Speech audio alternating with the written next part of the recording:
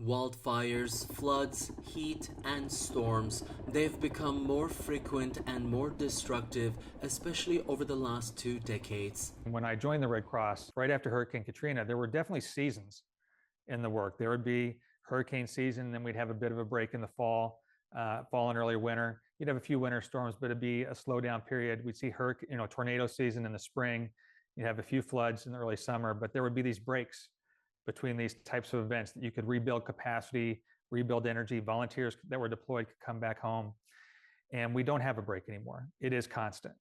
The 2025 historic wildfires in Southern California caused an estimated $250 to $275 billion in damage and economic loss, according to one weather forecasting service. Tracking compiled from federal and independent climate analysts shows recent years repeatedly ranking among the costliest on record. And what's kind of striking is in the 1980s, we used to go about 3 months between these billion-dollar disasters.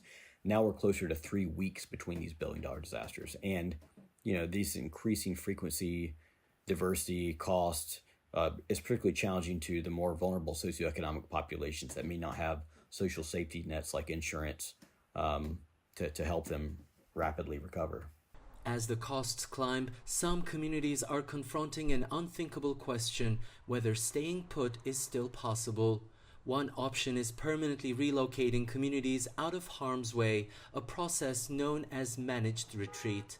And I think the more that we can embed retreat as another way of protecting families and communities in a changing climate, the more we'll be able to really focus on the needs of the people at risk and ensure that this is a way for them to get a fresh start and continue being healthy and happy in a new place, rather than this as something you do when you don't have any other options. So I think keeping in mind that this is a protective strategy is really important to contextualizing how retreat can be part of climate change adaptation.